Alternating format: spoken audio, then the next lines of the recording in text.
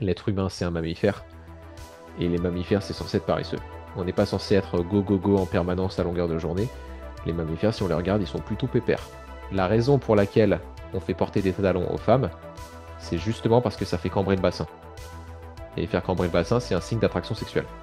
Pour la survie, les organes sont plus importants que les muscles.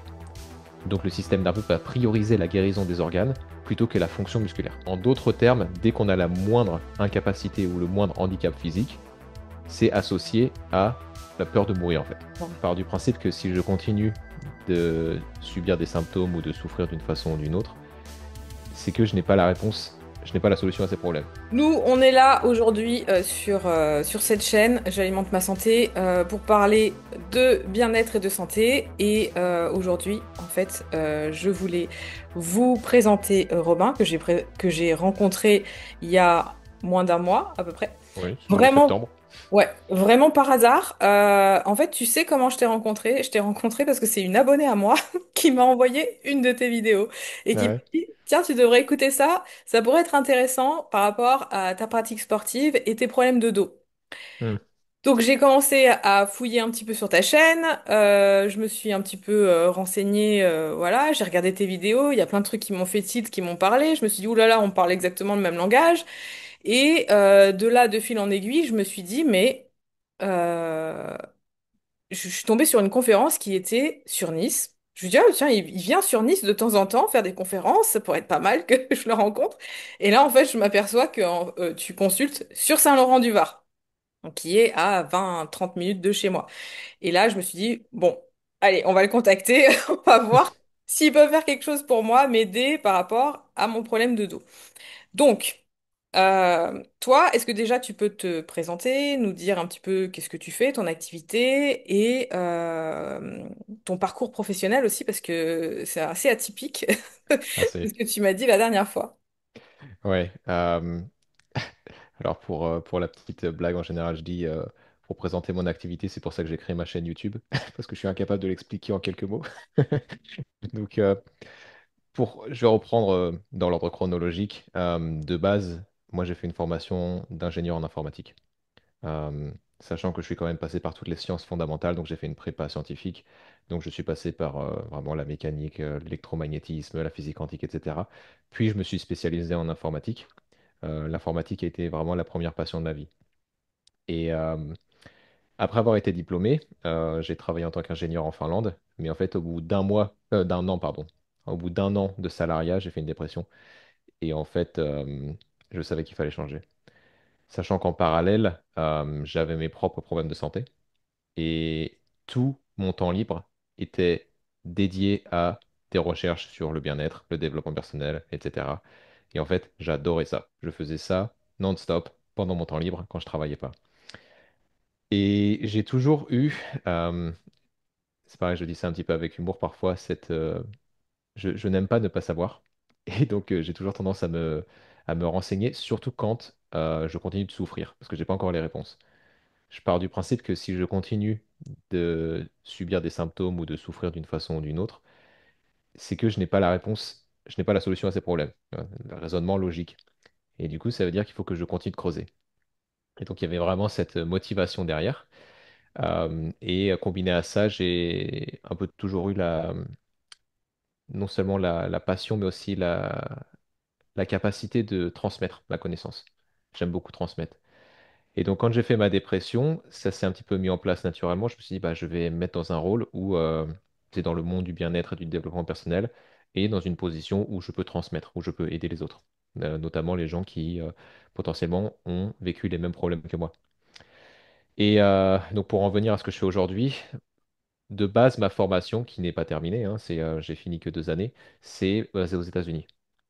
Et c'est une forme, pour le faire court, c'est une forme de kinésithérapie, mais holistique. C'est-à-dire, on va peut-être en parler un peu plus pendant notre épisode, mais c'est que je vais pas juste masser là où ça fait mal, je vais pas juste étirer les muscles un peu tendus, etc. Je vais beaucoup plus loin. Et ça a vraiment établi le fondement de ma pensée aujourd'hui, la façon dont je vois le corps humain, dont je vois l'être humain en général dans ma pratique. Et donc, si je devais décrire qu'est-ce que je fais aujourd'hui en activité, la façon dont je le décris le plus simplement, c'est que j'accompagne des personnes qui ont des problématiques chroniques, où ils n'ont pas eu de réponse.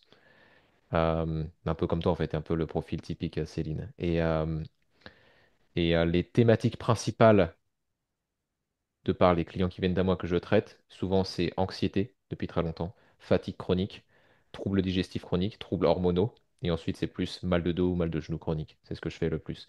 Étant donné que le dernier point, le musculo-squelettique, donc mal de dos, mal de cervical, mal de genou, ça c'est là qu'il faut que je vois les personnes en présentiel. Donc effectivement, c'était une chance que tu n'habites pas très loin de chez moi. Oui, parce que je me posais la question, je me suis dit, mais comment la consultation qu'on a fait ensemble, tu peux la faire en distanciel, tu peux pas? Non. Il y a... En fait, je suis obligé de deviner pas mal de choses si je le fais en distanciel. Il y a des choses que je peux donner qui peuvent facilement soulager. On va peut-être en parler aujourd'hui pour essayer d'aider potentiellement les gens qui nous écoutent et qui ont mal au dos aujourd'hui. Il y a des choses qu'on peut faire même sans avoir accès à quelqu'un qui peut faire les évaluations comme je t'ai fait. Mais effectivement, pour vraiment mener le travail d'enquête, quand il y a un problème physique, il faut que je voie la personne voilà, pour prendre des mesures, pour analyser tout ça. Ok, alors aujourd'hui, on va essentiellement voir la partie maux de dos, puisque c'était en fait ma problématique, et on pourra aussi du coup parler de comment on a résolu une grosse partie de ma problématique, même si on n'a pas encore résolu à 100%. Et vu qu'il y a d'autres sujets qui sont vachement intéressants, ce que je propose, c'est qu'après, on se revoit peut-être pour aborder d'autres sujets. Mais aujourd'hui, on va rester vraiment sur la thématique de problèmes de dos. On va essayer d'apporter des clés à des personnes peut-être qui n'ont pas la possibilité de venir te voir en présentiel. Et parler aussi de ce que tu fais exactement en présentiel quand tu as les personnes. Parce que là, j'ai des personnes, par exemple, que moi, j'accompagne aussi qui ont des problèmes de douleur, etc., et qui ont vu que j'étais allée te voir, que je suis allée te voir, et qui habitent à peut-être 3 4 heures de route, et Mhm. qui me disaient, voilà, je suis prête à faire la route pour venir le voir si il arrive à solutionner mes problèmes. De Mhm. toute façon, on sait très bien que quand on a une douleur chronique qui est là depuis très longtemps, un problème qui est là depuis longtemps, on est prêt à remuer les terres pour ne plus avoir cette douleur parce que Oui, ça tape sur le système, honnêtement. oui. Là, ça fait bah ouais, plus de 2 ans que j'étais comme ça. Et j'étais prête à aller tout consulter, aller tout voir. D'ailleurs, j'ai fait des Mhm. dizaines de personnes. Chacune m'a apporté des petites choses, tu vois, des petites clés de compréhension de mon corps. Mais tout ce cheminement, c'est bien quand tu as une problématique parce que tu apprends énormément de choses, en fait. Oui. Sur toi-même, sur comme moi, j'en suis venue à faire ce que je fais aujourd'hui, à accompagner des gens dans la nutrition, dans les problèmes aussi de digestion. J'ai eu énormément de gens qui ont eu des problèmes digestifs, parce que moi-même, j'ai eu des problèmes digestifs, et moi-même, j'ai eu des problèmes de santé, et ce qui a fait que bah, pour solutionner mes propres problèmes, j'ai fait énormément de formations, en fait. À la base, Mhm. c'était pour me soigner moi, et quand Oui. j'ai réussi à sortir de mes problématiques, je me suis dit, mais en fait, je peux pas rester comme ça sans le partager aux autres personnes.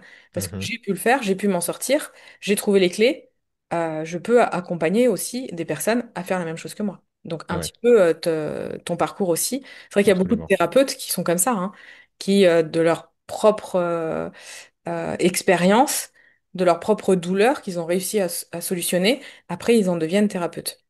Oui.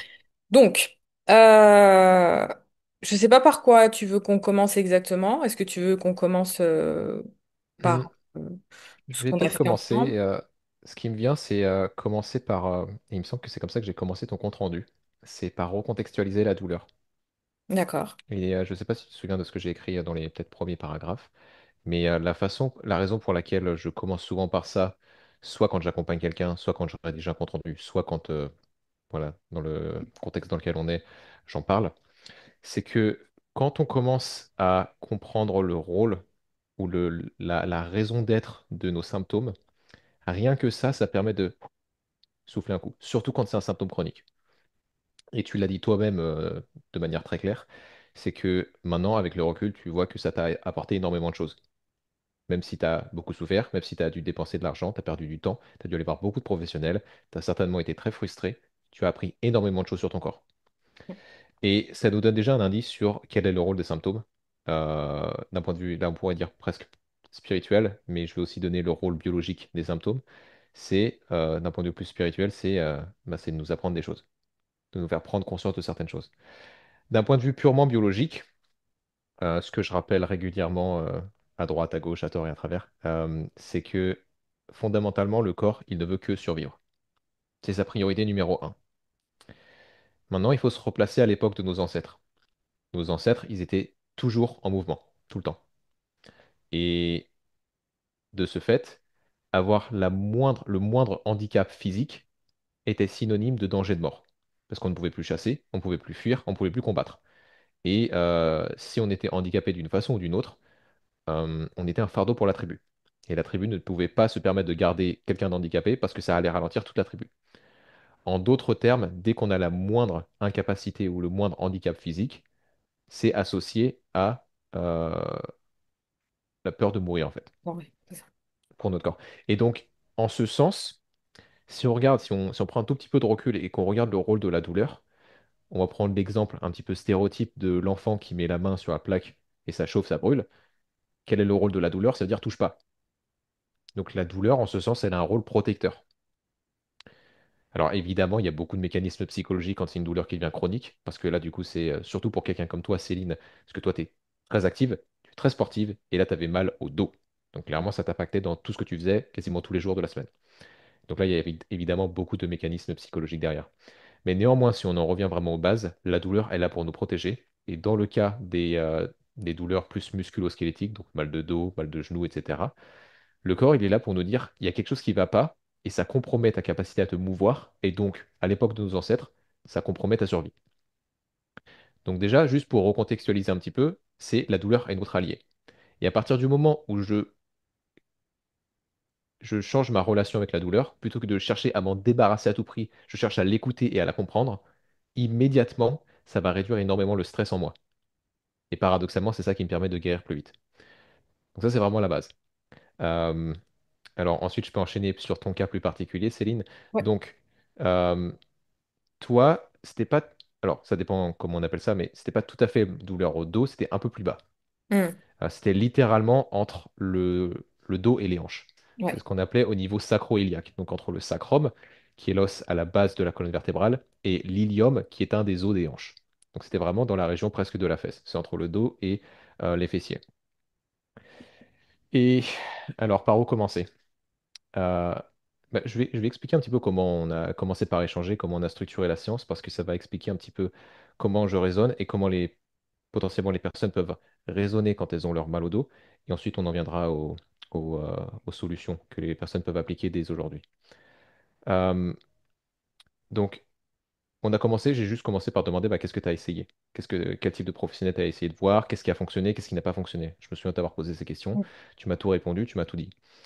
Et par exemple, si je me trompe pas, tu m'avais dit que tu avais été voir certains professionnels qui t'avaient remis le bassin en place, ça allait mieux, puis c'était revenu, c'est ça? Ouais. Voilà, Chaque fois, le bassin se redécalait. voilà.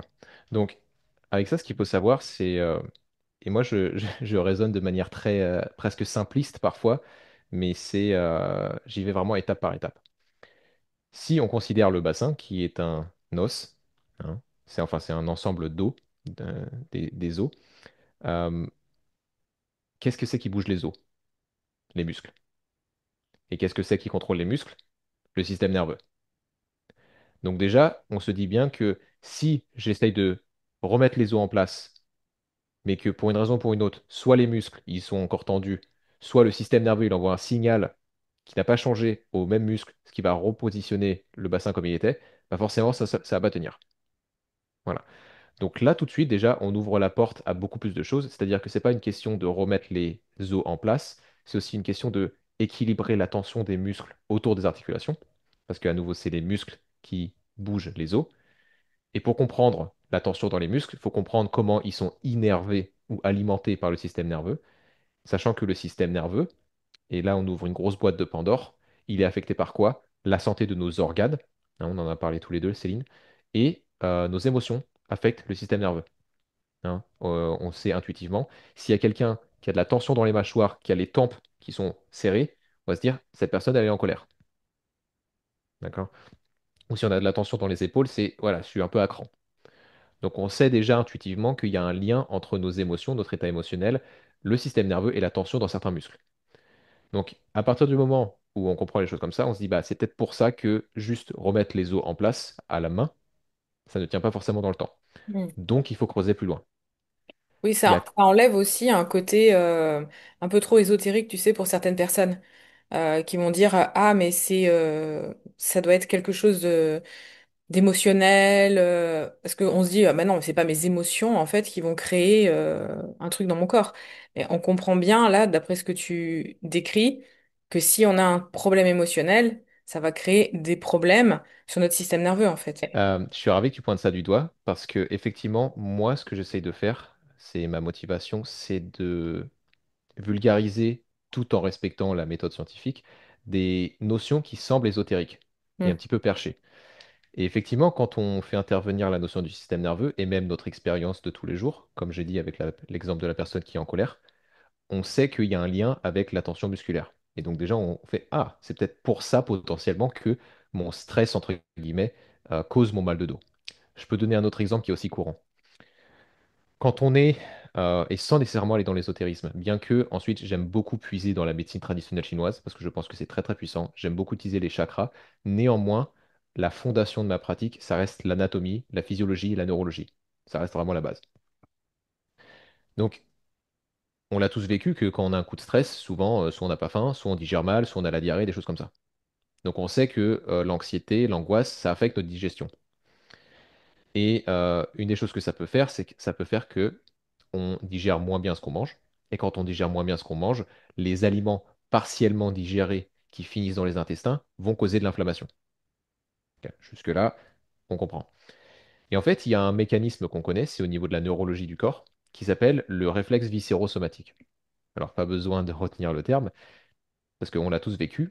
Le réflexe viscérosomatique, c'est le principe selon lequel, quand un organe subit de l'inflammation, comme les intestins dans cet exemple, il va devoir enfler. Le fait d'enfler, c'est normal, ça fait partie du mécanisme de guérison. Quand ça enfle, ça va attirer plus de sang frais pour avoir des nutriments, de l'oxygène, etc. Et ça va encourager le vieux sang veineux à partir. Donc enfler, c'est naturel. Mais pour qu'un organe enfle correctement, il faut que le système nerveux désactive les muscles autour de cet organe pour pas qu'il finisse étouffé. Logique. Parce que si l'organe veut enfler à cause de l'inflammation, mais que les muscles autour, ils l'étouffent, ben, ça va suffoquer l'organe. Et à nouveau, la priorité numéro un du corps, c'est la survie. Et pour la survie, les organes sont plus importants que les muscles. Donc le système nerveux va prioriser la guérison des organes plutôt que la fonction musculaire. Donc deux exemples qu'on a tous, quasiment tous vécu. Enfin, il y en a un qu'on l'a tous vécu, l'autre c'est les femmes qui l'ont vécu. Quand on mange un peu trop, il y a le ventre qui gonfle. Alors il y a beaucoup de personnes qui se disent, ah bah j'ai pris du poids. On ne prend pas du poids en un seul repas. Par contre, on peut gonfler en un seul repas. Parce qu'on a trop mangé, on a excédé notre capacité digestive, donc il y a des aliments partiellement digérés qui finissent dans les intestins, donc ça crée de l'inflammation, donc ça gonfle. Voilà. L'autre exemple que la plupart des femmes ont vécu, c'est pendant les règles. Pendant les règles, il y a une phase pendant laquelle l'utérus va être dans un état inflammatoire. C'est tout à fait normal dans une certaine mesure. Et donc, il va lui aussi enfler légèrement, et c'est pour ça que le bas-ventre gonfle pendant les règles. C'est tout à fait normal. Le problème, c'est quand ça perdure, quand il y a des problèmes hormonaux qui font que ça dure trop longtemps, etc. Donc là, à nouveau, on vient de donner deux exemples dans lesquels la fonction de nos organes, la santé de nos organes affecte la fonction des muscles alentour. Et en fait, à leur tour, ces muscles, notamment, là j'ai parlé du bas-ventre à l'instant, les abdominaux du bas, sous le nombril, sont ceux qui sont désactivés par l'inflammation excessive de l'utérus. Et c'est eux qui sont responsables de la stabilité du bassin qui va encourager la stabilité de l'articulation sacro-iliaque derrière, là où tu avais mal. Mm. Voilà. Donc c'est pour ça que je prends le temps d'expliquer ces choses-là. J'espère que j'ai perdu personne en route. J'essaye d'y aller relativement lentement. Mais ce qu'il faut comprendre, c'est que du coup, c'est pas juste une question de d'os, c'est pas une question juste d'articulation, pas que de muscles. C'est aussi comment vont les organes et comment vont potentiellement les émotions. Ok. J'ai oublié de prendre ma bouteille d'eau, moi. Voilà. Euh, donc à partir de là. comment j'ai fait avec Céline? Donc, quand tu es venu me voir, on a surtout fait la partie physique, où je voulais voir exactement ce qui se passait dans ton corps. Donc, pour ça, j'ai des outils qui permettent de mesurer exactement, de manière objective, ce qui se passe dans ton corps et mesurer exactement la posture. Parce que si on se fie uniquement à l'œil, il y a beaucoup d'illusions d'optique avec le corps. C'est très facile de penser qu'une personne cambre trop. Par exemple, si on imagine, voilà, si on visualise une personne de profil et que cette personne a des fessiers très développés, il y a des muscles au niveau du haut du dos très développés, on va avoir l'impression que la courbe au niveau des lombaires est plus importante, qu'on cambre. En fait, c'est juste que la masse musculaire en dessous et au-dessus elle est plus importante, mais la courbe est la même. C'est pour ça que mesurer de manière objective, ça aide à vraiment savoir ce qui se passe. Et il me semble que je te l'avais dit, Céline, et je le dis souvent, la plupart des gens ne cambrent pas assez, en fait. Hmm. Beaucoup de gens me viennent à moi et disent je cambre trop, et en fait, non, quand je les mesure, statistiquement, la majorité des gens manquent de cambrure. Ok. Sachant que, petite parenthèse, quand on souffre de hernie discale, une hernie discale, 99% du temps, c'est qu'on manque de cambrure. Hmm. Parce que les hernies discales sont postérieures. Donc ça veut dire que les disques, ils coulissent vers l'arrière parce qu'on est trop en avant. Voilà. Euh, et donc, ce qu'on a fait avec Céline, c'est pendant, je sais pas, une heure et demie, j'ai analysé sa posture de fond en comble, de la tête aux pieds, et j'ai aussi analysé sa fonction abdominale pour savoir si elle avait la capacité de stabiliser au niveau de son bassin. Et en fait, ça me permet de savoir tout de suite si ça me permet d'écarter certaines pistes, notamment est-ce que c'est juste ses abdos qui fonctionnent pas parce qu'elle manque d'entraînement. Dans le cas de Céline, c'est pas du tout le cas. Tes abdos, ils fonctionnaient très bien. Est-ce que c'est qu'il y a vraiment des différences de posture au niveau de l'avant du bassin, l'arrière du bassin, qui expliqueraient pourquoi c'est pas en bonne position? Ça, on a vu que c'était le cas du côté où tu avais mal, etc. Et en parallèle de ça, je t'avais fait remplir un questionnaire qui m'avait donné l'état des lieux de la santé de tes organes.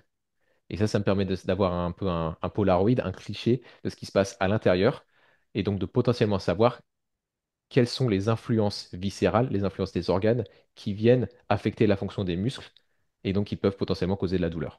Hmm. Voilà. Donc en fait, mon but au départ, c'est d'écarter le maximum de pistes. Savoir est-ce que tu respires bien, est-ce que tu te tiens bien, est-ce qu'il y a certains muscles abdominaux qui ne fonctionnent pas, est-ce que la posture, elle est d'une telle ou telle façon, et je veux voir aussi comment vont tes organes. Et ça, en fait, ça me permet d'avoir vraiment une image claire de là où ton corps en est. Et ensuite, je peux mener le travail d'enquête et éliminer les pistes les plus improbables. Et ensuite, me concentrer sur les choses qui sont les plus évidentes. Et c'est comme ça qu'en fait, on peut assez rapidement avoir du soulagement. Tu m'as dit que la nuit même, tu as beaucoup mieux dormi quand on s'est vu, ce qui était bon signe. Et en même temps, ça me permet de faire le travail d'enquête pour trouver quelle est la cause. Ouais. Ce qui était vachement intéressant aussi, c'est de pouvoir analyser les différences de, comment dire, De d'étirement, souplesse? ouais, de souplesse, voilà, c'est le mot que je cherchais, les différences de souplesse par rapport à un côté et l'autre. Ouais. Et ça aussi, tu vois, par exemple, moi, quand je m'étirais de la même manière des deux côtés. Et ça, je l'ai appris avec toi, que, en effet, j'ai un côté qui est beaucoup plus raide que l'autre, sauf que moi, j'ai tiré toujours les deux côtés, en fait. Mhm. Plutôt que d'étirer que le côté qui est ultra raide pour revenir, en fait, à l'équilibre. Absolument. Et donc ça, je vais appuyer là-dessus parce que tu fais bien de le mentionner pour les gens qui nous écoutent. Le premier principe, c'est si vous voulez utiliser des étirements pour optimiser la posture et potentiellement réduire la douleur, l'analogie que je donne souvent, c'est accorder une guitare. Quand une guitare est désaccordée, on ne va pas desserrer toutes les cordes. On desserre les cordes qui sont trop tendues et on resserre les cordes qui sont détendues. C'est la même chose avec les muscles du corps. Quand il y a un muscle qui est trop raide, on l'étire. Quand il y a un muscle qui n'est pas particulièrement tendu, ça sert à rien de l'étirer. Voilà. Ça peut même encourager une hyperflexibilité et du coup, ça peut encourager l'instabilité articulaire à cet endroit-là et donc causer de la douleur. Donc effectivement, il faut faire ça de manière méthodique. Donc je suis ravi que tu le mentionnes. Et ensuite, tu m'avais posé pas mal de questions pratiques sur est-ce qu'il faut s'étirer le matin ou le soir, etc. Ou avant la séance.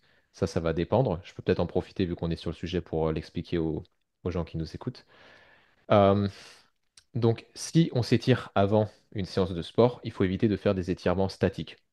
Un étirement statique, c'est typiquement je reste dans une position, et je bouge pas. J'essaye d'aller le plus loin possible, mais voilà, je fais ça. Ça, on veut éviter, parce que pour faire très court, un étirement statique, ça a un effet sédatif sur le système nerveux, et donc ça peut encourager les claquages, notamment si on se met à courir derrière, c'est pas terrible en termes d'optimisation de la performance. Les étirements dynamiques, c'est déjà beaucoup mieux, je crois que c'est ce que tu faisais, Céline.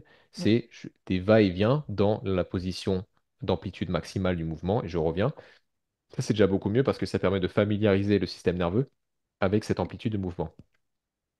Et une autre façon qu'on peut utiliser, qui est un peu plus difficile à expliquer à l'oral pour s'étirer avant la, la séance de sport, c'est ce qu'on appelle du contracté-relâché. Donc je vais au maximum de mon amplitude, mais plutôt que d'aller plus loin, je contracte le muscle que je cherche à étirer pendant 5 secondes, pas besoin de contracter à fond, puis je relâche 5 secondes, et ce qu'on va voir, c'est qu'en fait le système nerveux me permet d'aller un peu plus loin. Et je peux faire ça 3 à 5 fois, alterner 5 secondes de contraction, 5 secondes de relaxation pour aller plus loin. Et le fait de contracter, ça permet d'éviter d'avoir l'effet sédatif sur le système nerveux. C'est une autre façon de faire. Néanmoins, si on veut vraiment s'étirer pour optimiser la posture, le meilleur moment pour le faire, c'est le soir. Pourquoi? Parce que quand on le fait le soir, a priori, on va se coucher juste après. Donc on n'a pas le temps de bouger comme on a l'habitude de bouger et donc de dérégler notre posture. Et donc on va se coucher dans un état avec une posture optimale. Et donc le corps va se réparer la nuit dans une posture optimale. Donc en fait, ça a un effet, ça fait un cercle vertueux. Et en plus de ça, s'étirer le soir, ça a tendance à détendre et c'est pas mal pour faciliter l'endormissement. Mm.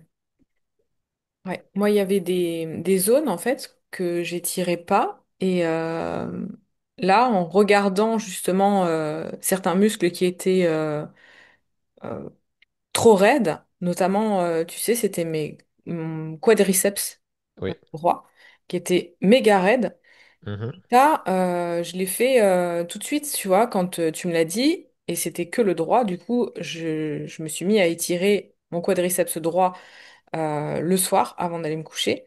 Et en effet, tu vois, j'ai senti que j'ai eu vraiment une amélioration. Et pareil pour mon carré des lombes, Mhm. qui était vraiment très tendu du côté droit. Oui. Ça, chose que je n'ai quasiment plus depuis que j'ai supprimé mes chaussures. On va y venir ouais, sur le sujet des chaussures.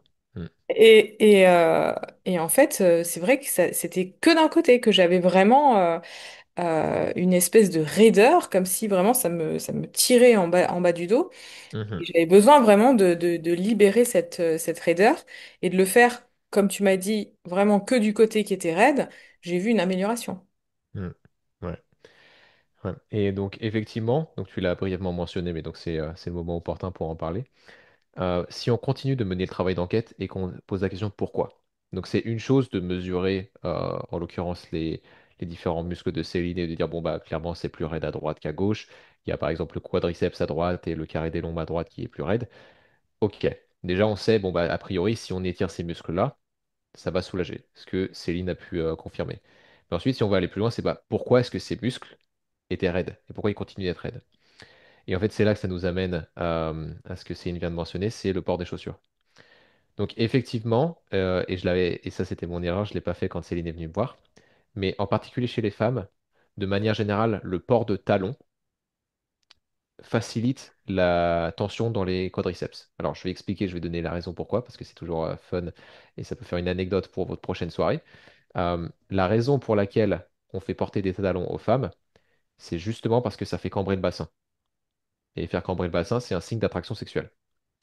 Mais du coup, quand on en porte souvent, le bassin est souvent cambré et ça va faciliter le tonus dans les quadriceps, donc dans l'avant des cuisses. Et donc, avec le temps, le port excessif de talons peut encourager une tension dans les quadriceps, ce qui fait cambrer de manière excessive le bassin. Et cette cambrure excessive, à droite en particulier pour Céline, c'est ça qui pinçait un nerf au niveau de l'articulation sacroiliaque qui causait la douleur en fait. Et en fait, j'ai dit port de talons, mais en fait, ça s'applique aussi aux chaussures de course, aux chaussures de fitness qui ont des coussins, un amorti à l'arrière, ce qu'on appelle du drop. Et c'est ça que j'avais pas demandé à Céline, et c'est ça dont elle s'est rendue compte je sais pas, 1 ou 2 semaines après qu'on se soit vu, c'est que quand elle a arrêté de les porter, ah bah ça va mieux. Parce que le corps n'a plus besoin de compenser en mettant de la tension dans les quadriceps. Ouais, mais en fait, ça m'est venu par rapport aussi au fait que tu me dises que mon bassin était positionné un peu trop vers l'avant, Oui. moi. Donc dans mon cas, mon bassin étant positionné un peu trop vers l'avant, le fait de mettre des chaussures qui sont rehaussées à l'arrière me faisait encore plus basculer mon Oui. bassin. Et si tu veux, c'est moi, en réfléchissant à tout ce que tu m'as dit, en me disant, attends, j'ai mon bassin qui est comme ça, machin. Et quand je mets ces chaussures-là, j'ai l'impression que mon bassin va encore plus vers l'avant. Et de moi-même, je me suis dit, je vais virer ces chaussures parce qu'en fait, ce qui s'est passé, c'est que ma douleur s'est accentuée à partir du moment où j'ai mis des semelles, en fait, Hmm. dans mes chaussures. Parce que ce que j'arrivais pas à comprendre, c'est comment les semelles peuvent provoquer encore plus de douleur. Mais ce qui s'est passé, c'est que le podologue m'avait dit de porter mes semelles le plus longtemps possible. Et chez moi, du coup, je mettais les fameuses chaussures avec les semelles dedans, et je portais encore plus les chaussures avec le drop à l'arrière, ce qui a fait que Ouais. j'ai continué à accentuer ma Mhm. douleur. Et c'est ça, en fait, que j'arrivais pas à comprendre au début. Et je me suis dit, mais c'est pas possible, c'est les semelles qui vont pas. Et même en enlevant les semelles, ça n'allait toujours pas. Et en fait, c'est un jour, je me suis dit, vas-y, je vais enlever les chaussures et je vais rester pieds nus. Et de là, quand je me suis mis pieds nus debout, j'ai tout de suite senti une espèce de soulagement. Hmm. Et ce qu'il faut pas oublier, c'est que moi, je marche énormément. Je marche 15 000 pas par jour. Et je marchais 15 000 pas par jour avec des chaussures qui n'étaient pas adaptées à Hmm. moi. Et ce qui m'a pas mis la puce à l'oreille non plus, c'est que le podologue m'a vu venir avec ses fameuses chaussures et m'a mis les semelles dans ses chaussures et jamais à aucun moment il m'a dit que les chaussures n'allaient pas. Au contraire, il m'a dit, oh, les Skechers, c'est génial, c'est des super chaussures, c'est des Ouais. chaussons. Et Hmm. c'est trompeur parce que t'es trop bien dedans, dans ces chaussures, en fait. Ouais. C'est un sujet. Alors, c'est une autre boîte de Pandore et je vais en parler brièvement. Euh, mais donc, effectivement, dans ton cas, tu les portais déjà énormément et plus tu es active, en fait, plus le moindre déséquilibre est exacerbé, en fait. Donc ça, c'était en fait là aussi un des facteurs chez toi, c'est pour ça que tu le ressentais autant. Tandis que la même personne qui a les mêmes chaussures mais qui marche 3000 pas par jour, elle le ressentirait peut-être pas. Et pour la notion de... Donc effectivement, quand tu portais des chaussures, tu sentais que ton bassin allait encore plus vers l'avant. Donc là, on ne sait pas si c'est l'œuf ou la poule. Est-ce que c'est le port de chaussures depuis tant d'années, avec autant de pas, qui a causé une cambrure chronique du bassin? Ou est-ce que c'est une cambrure du bassin qui fait que quand tu portes les chaussures, c'est exacerbé? Ça, on ne peut pas trop savoir. Ce qu'on peut savoir, c'est quels sont les différents éléments qui contribuent à ça et les éliminer un par un. Maintenant, sur le sujet des pieds, alors effectivement, la position des pieds affecte énormément de choses. J'en parle souvent quand je traite de la thématique du mal de genou. Mais en fait, quand les pieds sont vers l'intérieur, ce qu'on appelle le pied plat ou la pronation, quand ça s'affaisse, ça encourage une rotation vers l'intérieur des genoux, donc les genoux qui rentrent vers l'intérieur, et c'est ça qui cause un grand nombre de pathologies du genou. Et en fait, c'est couplé avec ce qu'on appelle une antéversion du bassin, donc le fait qu'il cambre trop. Donc en fait, tout ça, c'est lié de manière biomécanique. On peut l'essayer même quand on est debout. Si on se tient debout, si on cambre le bassin, ça a tendance à faire rentrer les fémurs, donc les os des cuisses vers l'intérieur, et ça a tendance à aplatir les pieds. Une des choses que j'ai fait faire à Céline aussi, je lui ai fait faire enlever ses chaussures. Je lui ai fait enlever ses chaussures et je lui ai fait faire un exercice qui permet d'identifier si ses pieds ont la capacité de se rehausser tout seul, sans semelle. Je ne sais pas si tu te souviens de cet Oui, exercice. je me Tu rappelle. es sur le dos sur un rouleau. Et en fait, ça, c'est un problème potentiellement avec les semelles. Peut-être que parfois, il y a effectivement un rôle pour les semelles, mais les semelles ne vont pas corriger la raison pour laquelle le pied s'affaisse. C'est-à-dire que ça va l'empêcher de s'affaisser, potentiellement s'il y a une pronation, mais ça ne va pas dire bah, pourquoi il s'affaisse. Et donc, moi, j'ai un exercice qui me permet de voir en 30 secondes si la personne a la capacité de redresser ses pieds toute seule ou non. Et si c'est le cas, je vais identifier pourquoi c'était pas le cas avant. Est-ce que ça vient des hanches? Est-ce que ça vient juste d'un manque d'entraînement? Est-ce que ça vient du port de chaussures ou d'autres choses?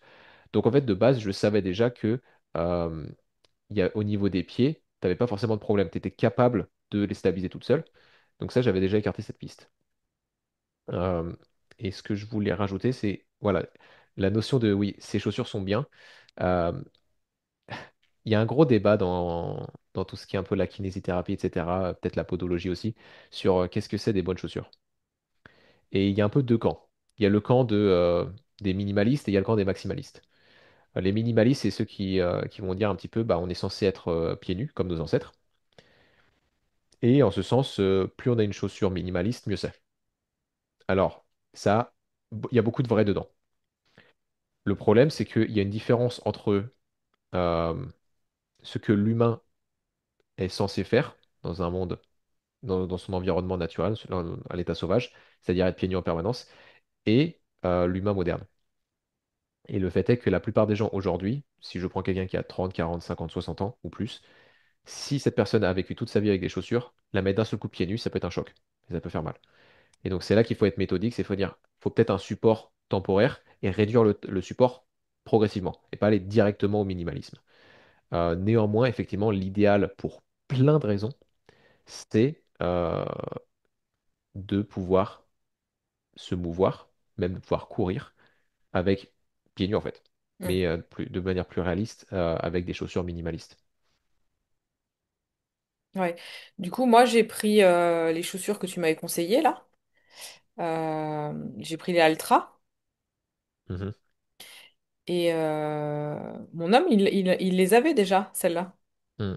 Ouais, parce que maintenant même il y a beaucoup de marques un peu populaires, mainstream, qui ont des modèles avec zéro drop. Ouais. Donc vraiment la base, du coup pour les personnes qui veulent avoir concrètement, la base c'est zéro drop.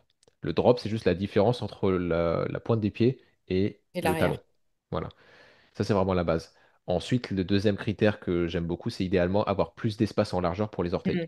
pour pas qu'ils soient compressés. Ouais. Parce que les orteils contribuent énormément à la proprioception et à la capacité du système nerveux à stabiliser le membre inférieur et donc à stabiliser potentiellement l'articulation sacro-iliaque, en particulier quand on court. Donc Ouais, ça, voilà. sauf que un autre truc que je me suis aperçu, c'est que si tu as des chaussettes qui te serrent les pieds, ça sert à rien d'avoir une chaussure où tu as la place. Donc du coup, on a acheté les chaussettes 5 doigts. Et ça Mm. change tout, ça. Mhm. Oui, effectivement. Alors, il y a des chaussettes qui sont plus ou moins serrées, mais effectivement, ouais, si la chaussette est vraiment serrée et que de toute façon ça nous compresse, ça sert à rien d'avoir la chaussure qui est large. Ça.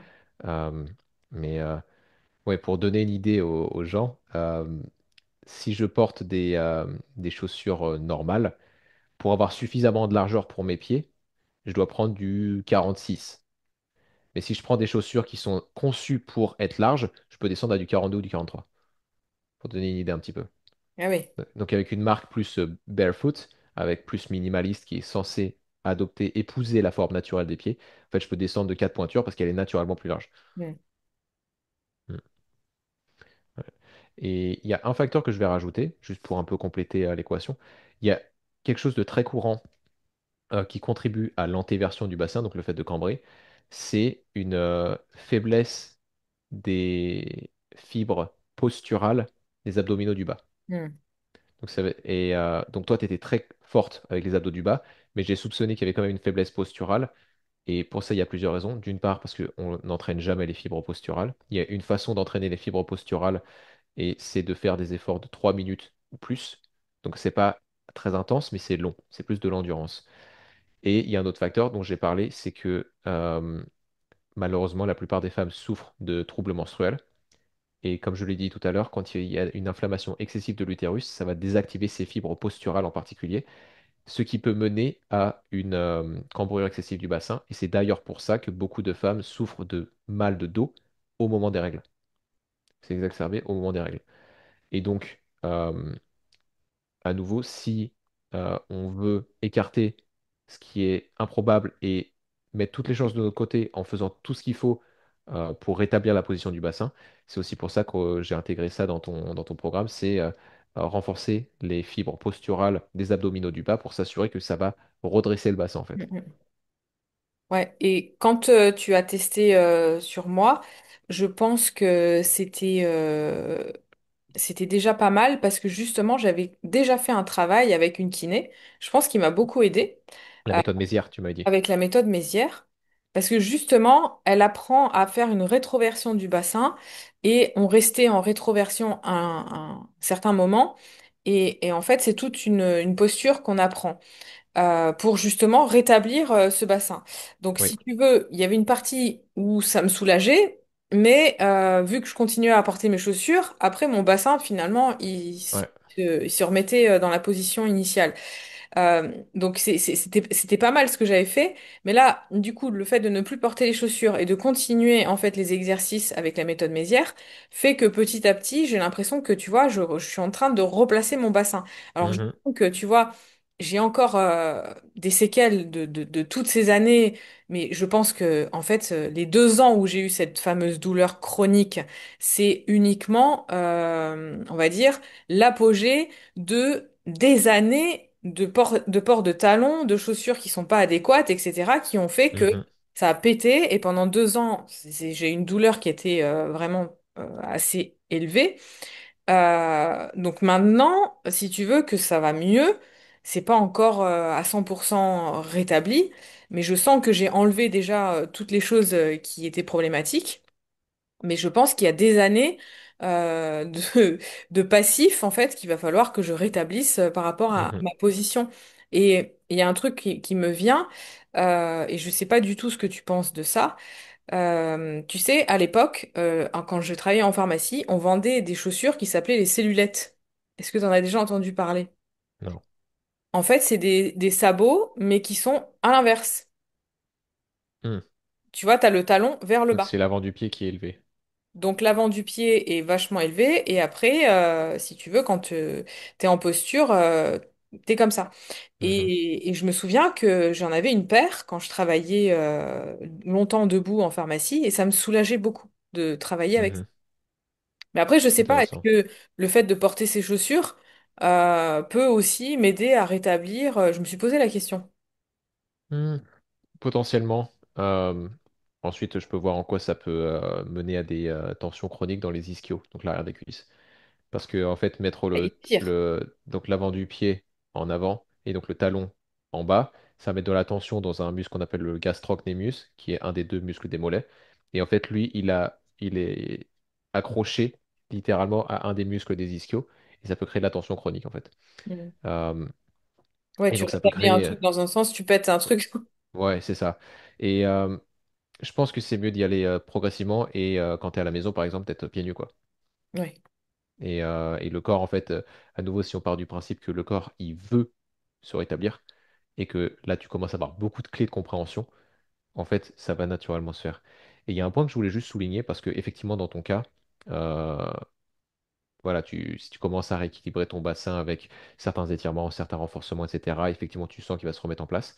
Euh, pour beaucoup de personnes, parce que toi, tu es en bonne santé, tu sais comment t'alimenter, pour beaucoup de personnes qui ont aussi de l'inflammation intestinale, qui ont des troubles digestifs ou qui ont des troubles menstruels pour les femmes, ça rajoute une variable qui rend le travail beaucoup plus difficile. Et donc c'est là que on veut s'assurer qu'au niveau hormonal, au niveau digestif, ça aille bien aussi, parce que sinon, c'est presque nager à contre-courant. Ça va potentiellement soulager de faire les exercices de renforcement et les quelques étirements, mais à nouveau, les organes sont plus importants pour la survie que les muscles. Et donc si on ne gère pas les choses à ce niveau-là, on risque de continuer à avoir, en l'occurrence, mal au dos. Mm. Et sachant que de toute façon, je pense que personne n'a envie de rester avec des troubles menstruels ou des problèmes digestifs. Mais je tenais à insister là-dessus parce que ça pouvait contribuer à l'équation du mal de dos. Ah ouais. Oui, donc en fait, on a la posture, les chaussures, l'alimentation, le mode de Mhm. vie, l'état de stress. Euh, Ouais. Il y a quand même beaucoup de facteurs en fait Mhm. qui rentrent en jeu. Et c'est pour ça qu'on comprend aussi pourquoi certaines personnes ne trouvent pas en fait de professionnels qui arrivent à régler le problème parce que c'est pas juste en allant voir un ostéo ou un éthiopathe. Parce que si derrière bah, la digestion elle va pas, si derrière la posture elle va pas, si derrière les chaussures elles vont pas, le Mhm. professionnel ne pourra rien faire en fait. Ouais, c'est ça. Et c'est pour ça que quasiment quelle que soit la problématique pour laquelle on vient me voir, donc toi, tu es un peu une exception parce que bah, tu es, toi-même une professionnelle dans ce monde-là, donc tu as déjà beaucoup de bases qui sont couvertes. Mais c'est pour ça que la plupart des gens qui viennent me voir, on commence toujours par les bases. Hmm, Que la personne ait de l'anxiété, que la personne ait des problèmes de sommeil, que la personne ait des troubles digestifs ou mal au genou, je commence toujours par les bases parce que du coup, on écarte, on s'assure qu'au moins on coche ces cases. hmm, Et donc, si les symptômes persistent, là, on peut commencer à faire le travail de fond. Mais tant qu'il y a tout qui est dans le rouge, hein, je ne sais pas si tu te souviens, mais quand tu as rempli le questionnaire, moi, ça me donne un tableau avec tous tes organes, toutes tes glandes, et il oui, y a du rouge, du jaune et du vert. S'il y a quelqu'un qui est tout dans le rouge partout et qui fait n'importe quoi, ça va être très difficile de dire bah, c'est ça qui cause ton mal de genou, par hmm. exemple. Donc, euh, donc effectivement, oui, le but, c'est pas de se décourager parce qu'on peut dire, ah bah, si je fais pas toutes ces choses-là, je vais pas aller mieux. Euh, En fait, c'est plutôt encourageant, c'est de dire que la moindre de ces choses-là peut contribuer, euh, par exemple, au mal de dos, et que, en ce sens, si je commence à peut-être boire un peu plus d'eau au quotidien, bah, rien que ça peut soulager peut-être mes symptômes de 15%. Et ça, c'est encourageant parce que c'est complètement sous votre contrôle. Mm. Complètement sous votre contrôle. Et c'est vraiment, en tout cas, je pense que c'est ton intention à toi aussi, Céline, c'est vraiment de vous faire comprendre que euh, bah, il y a plein de choses que vous pouvez faire dans votre quotidien qui sont sous votre contrôle, qui peuvent vous permettre concrètement d'aller mieux. Par rapport à moi, là, et à tout ce que tu as énuméré jusqu'à maintenant, il y avait d'autres trucs qui te Alors, viennent. hmm, j'avais... Alors ça, c'est aussi moi qui... quand j'ai des cas un peu plus complexes, comme le tien, euh, des fois je sors... bah là, je vais un peu plus dans l'ésotérique, Mm. et je vais un peu plus dans les choses subtiles. Et dans ton cas, j'avais été observer quelles étaient la symbolique du sacrum, quelle était la symbolique de la douleur à droite. Euh, Est-ce qu'il pouvait y avoir des schémas émotionnels qui bloquaient, par exemple, au niveau menstruel, ce qui pourrait causer voilà, comme je l'ai dit tout à l'heure, une instabilité euh, du bassin parce que ça désactive les abdos du bas, etc. Donc j'avais creusé pas mal de choses comme ça. Et alors, je me souviens plus tout à fait de ce que je t'avais écrit, parce que depuis, j'ai vu pas mal de personnes. Mais voilà, c'est là, dans ce cas-là, c'est plus, comme on s'était vu qu'une fois, j'avais émis quelques hypothèses. Et je sais que s'il y a certaines choses qui te parlaient et que les exercices ne suffisaient pas à ce que tu ailles mieux, c'était quelque chose qu'on aurait pu explorer. Mm. Ok. Mais je peux donner quelques exemples assez typiques. Euh, donc, voilà, c'est là qu'on peut mettre la casquette un petit peu plus ésotérique. À nouveau, je préviens. Sachant que ça ne remplace pas les bases dont on a parlé jusqu'à maintenant. Mais comme je l'ai dit tout à l'heure, on sait que quelqu'un qui a de la tension dans la mâchoire et de la tension dans les tempes, on va se dire, oula, cette personne est peut-être un peu énervée, quoi. Et aussi, on a des expressions du langage courant où on dit, bah, j'en ai plein le dos, hein. Et là, pour beaucoup de personnes, bah, ça peut être, t'as peut-être besoin de te reposer, t'as peut-être besoin de freiner un peu. Ça peut aussi porter un poids. Quand on porte un poids sur les épaules, bah, au niveau du sacrum, c'est tout le poids qui s'accumule avec toutes les vertèbres, ça finit au niveau du sacrum. Donc on dit que, ah, est-ce que je porte trop de responsabilités, par exemple? Ça peut donner des indices. D'autres choses qui peuvent aider, c'est regarder le système des 7 chakras. Donc là, c'est du psycho-énergétique un peu. Et de dire, bon, quel est le chakra qui correspond à cette région du corps? Et quels sont les thèmes associés à ce chakra. Donc en l'occurrence, au niveau du sacrum, on pourrait dire soit c'est le chakra sacré, soit c'est le chakra plus racine. Ça dépend exactement du segment, et puis ça dépend, voilà. Ça peut être un petit peu des deux.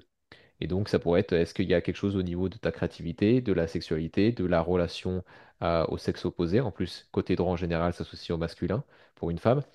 Ou alors c'est le chakra racine. Est-ce que c'est associé à ton sentiment de stabilité dans ta vie, stabilité financière, etc.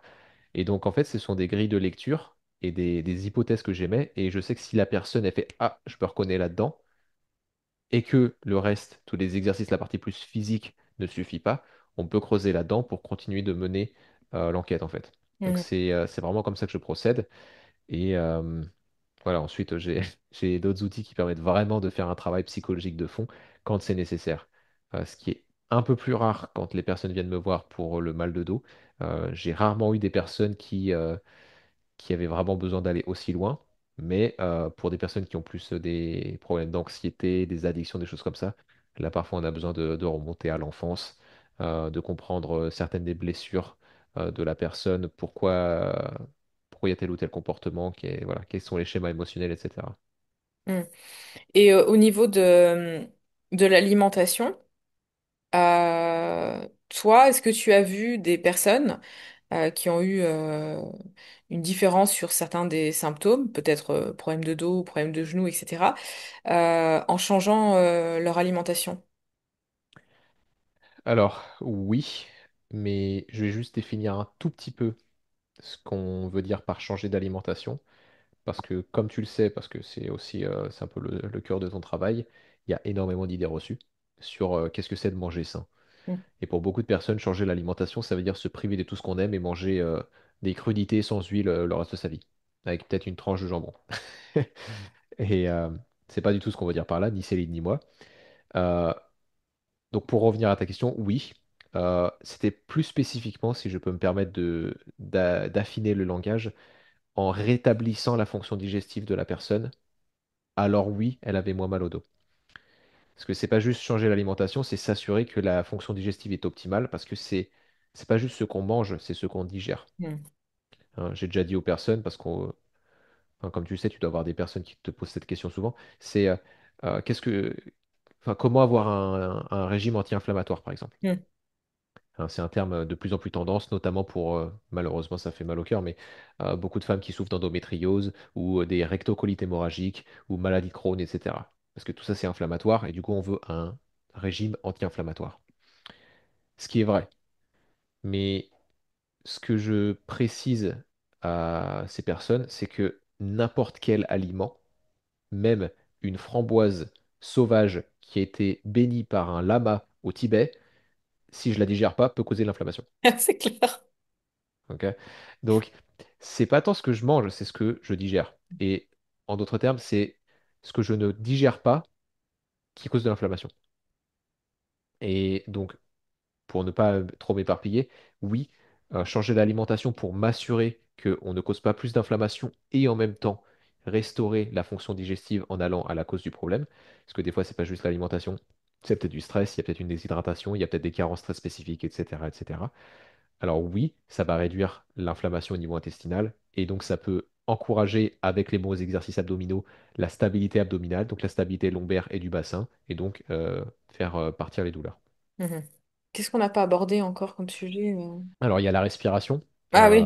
Il y a beaucoup de personnes qui respirent mal et je dis ça sans jugement parce qu'en fait on nous apprend pas vraiment à respirer et on vit dans un monde qui est très stressant et qui encourage une respiration qui n'est pas terrible. Alors, qu'est-ce que c'est une mauvaise respiration? Je vais dire ça dans le sens inverse. Une bonne respiration, il suffit de regarder un bébé. Un bébé qui respire, il y a le ventre qui gonfle, ça gonfle à 360 degrés et ça descend. Une respiration qui est un peu moins bonne, c'est de respirer dans la poitrine et avec les épaules qui montent et la nuque qui se tend. Ça, c'est pas idéal. Et en fait, enfin, il y a moult raisons. Et à nouveau, c'est tout qui est connecté à tout. Mais quand je respire mal, donc plus dans la poitrine, disons, ça va stresser le système nerveux. Ça le fait passer en mode sympathique. Du coup, je digère moins bien. Du coup, ça encourage l'inflammation intestinale. Et comme on a dit tout à l'heure, ça peut se répercuter sur la fonction musculaire et donc les douleurs musculo-squelettiques. Ça, c'est une façon. Une autre chose, c'est que quand je respire trop dans la poitrine, je sollicite moins le diaphragme et le diaphragme s'attache à certaines vertèbres lombaires, L2, L3, et donc il joue un rôle stabilisateur aussi, et voilà, donc ça peut être lié aussi. Euh, Mal respirer, donc ça va mener à trop de tonus dans les muscles respiratoires secondaires, donc au niveau de la poitrine, de la nuque, etc. Ça encourage une mauvaise posture du haut du corps, et la posture du haut du corps va se refléter en bas en général. Il y en a toujours un lien, les ostéopathes le savent très bien en général, et du coup, ça peut indirectement impacter la position du bassin et donc mener à des douleurs. Donc pour toutes ces raisons-là, euh, on peut avoir mal au dos à cause de la respiration. Une autre raison que je vais mentionner, c'est que plus le système nerveux est stressé, ce qui peut être encouragé quand je respire mal, plus je suis sensible à la douleur. Mm. C'est pour ça qu'il y a quelque chose comme 1 an et demi, j'ai travaillé avec une personne qui avait un... C'était une anomalie un peu médicale. Elle avait été voir Alors j'ai oublié le nom de la pathologie, mais elle avait été voir des neurologues, des spécialistes du sport, etc. Et elle avait des douleurs au genou. Des fois, elle avait l'impression que c'était un marteau qui lui tapait dans le genou. Et j'ai oublié le terme en neurologie, mais en gros, c'est sous-entendu, on ne sait pas l'expliquer, ça va partir dans quelques mois, en général. Et c'est des douleurs épisodiques. Euh, je suis désolé de ne pas avoir le terme euh, en pathologie. Et en fait, ce que j'ai observé, c'est que cette personne-là, quand je lui faisais faire des exercices de Qigong ou de Tai Chi, ce qui détend immédiatement le système nerveux, elle avait plus mal. Donc pourquoi je parle de ça? Parce que ça montre bien qu'il y a un lien entre le niveau de stress du système nerveux et notre tolérance à la douleur. Donc, À nouveau, c'est aussi pour ça qu'on peut dire que le stress joue sur notre mal de dos. C'est parce que plus on est stressé, bah, plus on va la sentir, cette douleur. Mm. Et là, tu nous parlais de la bonne respiration. Et la plupart des gens qui vont nous écouter ne savent pas ce que c'est qu'une bonne respiration et Mhm. comment mettre en place, en fait, tout simplement des exercices Ouais, pour reprendre une respiration dite normale et physiologique. ouais. Alors, c'est une bonne question, effectivement. C'est une bonne idée d'expliquer. Alors, la façon la plus simple de se rééduquer, parce que si on dit juste respire par le ventre, la plupart des gens, ils vont pas réussir. C'est pas naturel du tout. Et pour commencer à le rééduquer en douceur, parce qu'on veut surtout pas faire ça dans un état de stress. Plus le système nerveux est stressé, moins il va vouloir changer. Donc si on veut rééduquer le système nerveux, il faut le faire dans un état de calme, bienveillance, avec patience, et pas forcer. Donc la façon la plus simple de rééduquer, c'est de se mettre sur le dos. On peut plier les genoux, donc les pieds à plat et les genoux pliés. Et on se met un sac de riz ou un livre assez gros sur le ventre. Et en fait, déjà, le fait d'être allongé, ça fait que la force de la gravité va faire qu'on va sentir nos organes. Donc ça va être plus simple d'avoir un sentiment de proprioception pour quand on gonfle le ventre et quand on le dégonfle. Et en fait, le livre ou le sac de riz sur le ventre, ça va faire la même chose. Et donc ça va être beaucoup plus facile de sentir le poids monter quand j'inspire et le poids descendre quand j'expire. Et aussi le fait d'être allongé, ça fait que notre posture potentiellement un peu problématique ne va pas ne va pas rentrer en jeu. Parce qu'il y a un autre facteur, c'est que certaines postures compromettent la fonction respiratoire. Et ça, c'est plus dur à évaluer quand on est seul à la maison. Mais si vous savez par exemple que vous avez le psoas qui est très raide, donc ça c'est un étirement en se mettant en position de fente, et que vous sentez que le psoas est très raide, ça c'est un muscle qui peut empêcher la bonne respiration au niveau du diaphragme. Ok. J'ai remarqué quand les personnes, tu les mets à respirer comme ça, parce que moi je suis prof de yoga, j'ai donné des cours de yoga Hmm, aussi pendant plusieurs années. Et quand je faisais faire la respiration abdominale comme ça en fin de séance, je me rendais compte qu'il y avait beaucoup de personnes qui se mettaient à bâiller, à pleurer. mhm, En fait, c'est comme si tout le système nerveux se relâchait. Donc c'est si, exactement ça. ouais, Hmm, si t'as pas l'habitude en fait de respirer par le bas-ventre et que tu fais vraiment un exercice de respiration qui dure 3, 4, 5 minutes, il y a une espèce de décompression en fait qui se mhm, crée chez la personne et souvent moi je me suis retrouvée avec des personnes qui pleuraient, les larmes qui coulaient toutes seules, tu sais, mhm. de libération. Absolument. Et ça illustre un principe fondamental que j'explique plus dans le contexte des problèmes au niveau mental, type anxiété, etc., mais ça s'applique à tout. C'est que dans un état plus de relaxation, donc ce qu'on appelle un état parasympathique dans le langage du système nerveux, bah en fait, il y a tout ce qui est bloqué, ça a tendance à sortir tout seul. Que ce soit des tensions musculaires, que ce soit des émotions refoulées, etc. Euh, et donc effectivement, malheureusement, on vit dans un monde et c'est le cas, on est quasiment tous concernés, hein, qui ne nous donne pas l'opportunité de souffler, à moins qu'on l'apprenne nous-mêmes. Euh, et à nouveau, souvent je fais la blague, je dis que l'être humain c'est un mammifère, et les mammifères c'est censé être paresseux. On n'est pas censé être go go go en permanence à longueur de journée. Les mammifères, si on les regarde, ils sont plutôt pépères. Oui, c'est ça. Et ça, on le fait plus du tout. On se l'autorise plus. Il y a aussi beaucoup de mécanismes psychologiques avec bah, je culpabilise de rien faire, etc. Sauf que bah, ça va à l'encontre de notre physiologie. Et à long terme, voilà, ça peut nous affecter de diverses façons. Hmm. Mais la plupart du temps, en fait, on ne sait pas qu'on ne sait pas. Exact. C'est ça le problème, c'est que on n'a même pas la conscience euh, qu'il y a ça et qu'on devrait faire ça en fait. Ouais. On sait même pas, on n'a même pas conscientisé. C'est là, peut-être en discutant, qu'il y a peut-être certaines personnes qui vont percuter et qui vont se dire, ah ouais, mais il existe en fait ça, on peut respirer, tu vois. Et Ouais. ouais. Non, t'as tout à fait raison. Et c'est à la fois la beauté et la malédiction associée à la résilience du corps. C'est-à-dire que le corps, il est tellement résistant et résilient que, en fait, on s'habitue au stress. Il y a beaucoup de personnes, je vois clairement qu'elles sont stressées. Je leur pose la question. Ah non, tout va bien, je suis normal. Et c'est un, c'est un cadeau absolu du corps parce que bah, ça nous permet d'encaisser et de continuer d'avancer. Mais c'est aussi un inconvénient parce Poison. que du coup, on ne se rend pas compte quand on est dans des situations potentiellement dysfonctionnelles. Euh, mais effectivement, la prise de conscience, et c'est d'ailleurs pour ça, je pense que tu as un compte Instagram, que tu éduques beaucoup, c'est la première étape. C'est la première étape. Et ensuite, bah, bah, qu'est-ce que je peux faire concrètement pour commencer à aller mieux? Et comme je le disais, je crois au début, c'est presque à un niveau philosophique ou spirituel, c'est ça le rôle de la douleur, c'est de nous faire prendre conscience. Mm. Quand il y a de la douleur dans ma vie, c'est que je dois prendre conscience de certaines choses. Et, et du coup, ça me fait sortir un petit peu du train-train quotidien et ça me dit, bah, ça me force à poser des questions et à chercher des solutions.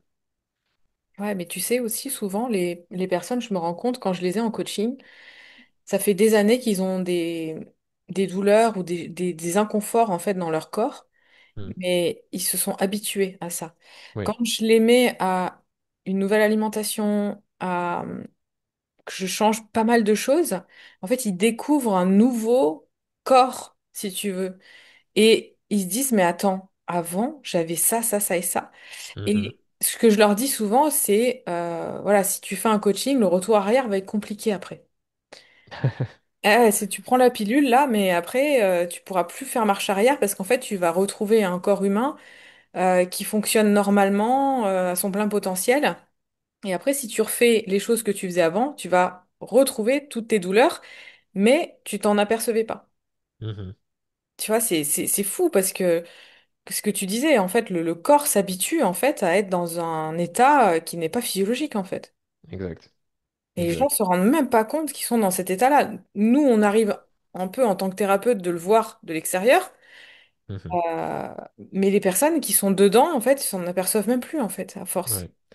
Oui, et à nouveau, si on regarde à l'époque de nos ancêtres, parce qu'en fait, notre système nerveux, c'est le même que celui de nos ancêtres. Et l'évolution de la civilisation et de la technologie a largement dépassé l'évolution biologique du système nerveux. Et c'est pour ça qu'il y a un petit peu ce décalage entre le monde dans lequel on vit et notre biologie. Et donc, si on regarde bah, nos ancêtres, quand on était dans des situations de stress, c'est soit qu'on était pourchassé par un prédateur, soit qu'il y avait une tribu rivale qui nous combattait, soit que c'était la famine et qu'il fallait aller chasser ou cueillir. Bon. Dans tous ces cas-là, c'était pas le moment de se poser et de méditer, de dire qu'est-ce qui va pas dans ma vie. Non, là, c'était il faut que je résolve le problème. Et le problème, c'est qu'aujourd'hui, c'est ultra cliché parce qu'on l'entend partout sur les réseaux sociaux. Le problème aujourd'hui, c'est on est dans un état de stress chronique ou prolongé. Et c'est ça qui est vraiment délétère pour notre santé. Mm. Oui, mais on s'en rend même plus compte parce que Mm. autour de nous, tout le monde vit comme ça. Donc c'est la Ouais, normalité. ouais, Tu vois? ouais. Tu te dis, bah non, C'est en vrai. fait, c'est normal d'être stressé, d'être ballotté à droite à gauche, de pas Ouais, avoir de temps pour soi. Moi, je vois, ne serait-ce que quand j'ai des personnes en coaching, leur trouver juste une heure dans la journée pour pouvoir faire un peu d'exercice physique, c'est compliqué. ouais, Tu vois, j'en ouais. suis à me battre pour leur faire comprendre que ce qu'elles font dans leur journée, ça ne va pas leur apporter du bien-être. Mm. Je dis, en fait, tu travailles toute ta journée pour gagner de l'argent, pour perdre ta santé, pour après Dépenser payer l'argent pour retrouver sa pour santé. retrouver la santé. Ouais. Et en fait, tu passes ta journée à être sédentaire, tu vois bien que c'est problématique pour ton corps, tu Mm. prends du poids, t'as des problèmes lymphatiques, t'as des problèmes de rétention d'eau, t'as mal dans les articulations, t'as mal partout, t'as mal au dos. Mm. Et en fait, souvent, les personnes ne veulent pas changer parce que bah, derrière, il y a des peurs, il y a plein de choses et on ne sait pas trop comment faire, tu vois. Il y a quand même des priorités. Avant toute chose, ok, Ouais, c'est bien, il faut travailler dans notre société parce qu'on a besoin d'argent, on a besoin de bien travailler, sûr. mais pas au détriment de notre santé, en fait. Ouais. Et effectivement, là, bah, tu y fais allusion, mais il y a énormément de mécanismes psychologiques derrière. Euh, il y en a plusieurs. Il y a la résistance au changement, ça on l'a tous. Mm. Il y a le fait que, je crois que je l'ai mentionné tout à l'heure, plus on est stressé, moins le système nerveux a envie de changer les choses. Et quand on a fonctionné d'une certaine façon pendant des années, voire des décennies, cette façon de fonctionner, même si elle est dysfonctionnelle, même si à cause des symptômes, elle est néanmoins familière Elle est rassurante, ouais. et du coup rassurante. Mm. Donc, euh, dans un état de stress, qui est le cas de la majorité des gens, et j'imagine la majorité des gens qui viennent à toi, Céline, euh, le système nerveux veut privilégier ce qui est familier et donc rassurant. Et donc c'est là que, effectivement, en tant que thérapeute, toi comme moi, on peut déjà avoir des mots rassurants et leur donner une différente perspective et dire bah, qu'est-ce qui est vraiment important pour toi. Parce que ça, ce qui est important pour nous, si on s'est jamais arrêté pour se poser la question, on va naturellement hériter de ce qui est, de ce que la société nous impose en fait. De ce qui est important aux yeux de la société, et ben, en fait, on va hériter de ça. Et si on se pose jamais les questions, si on se dit jamais bah, pourquoi je fais ça, pourquoi je travaille si dur, euh, on va effectivement rester dans la roue du hamster, hein, le truc cliché, hein, et, euh, et faire ça toute notre vie jusqu'à ce que malheureusement, soit on ait une grosse maladie, soit on ait une crise de la quarantaine ou de la cinquantaine, enfin des choses comme ça. Mm. Ouais. Ouais, c'est la résistance au changement, des fois, elle est compliquée, hein, Mm. chez certaines personnes, hein, Ouais, ils veulent changer des choses, mais en même temps, ils veulent pas trop changer les choses. ouais. Mais ouais, non, effectivement, il y a beaucoup de résistance à ça. Et ouais, bah, de toute façon, tu comprends ces mécanismes, je les comprends aussi.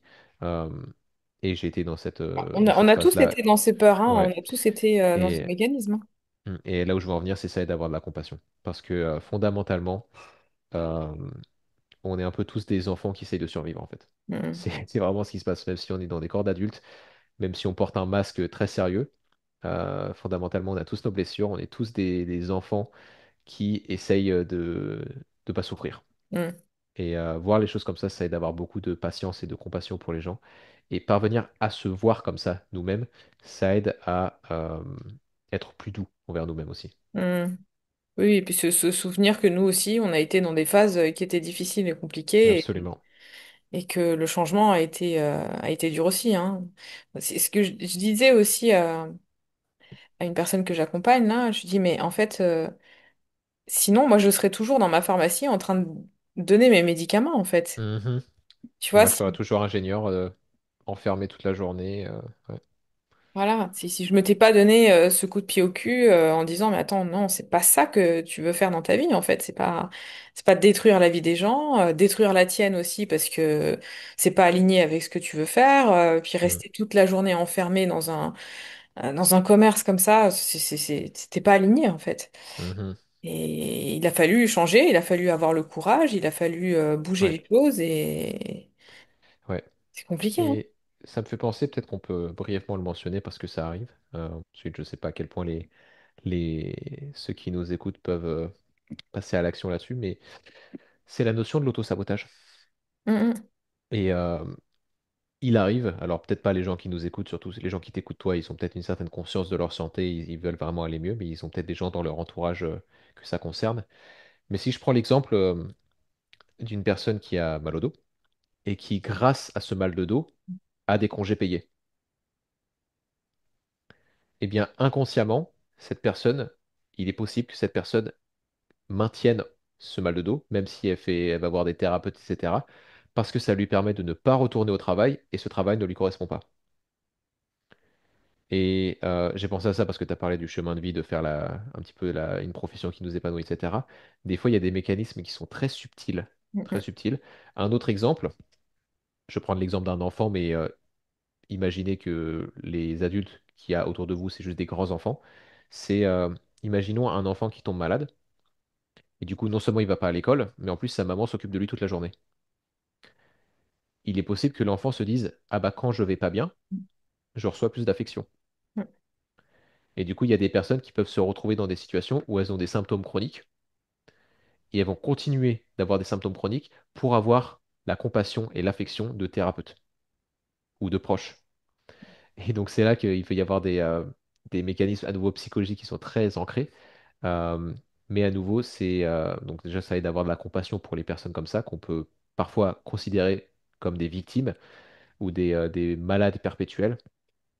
C'est qu'en fait, fondamentalement, ces personnes cherchent à avoir de l'affection, de l'attention ou veulent pas retourner dans une situation qui leur fait souffrir.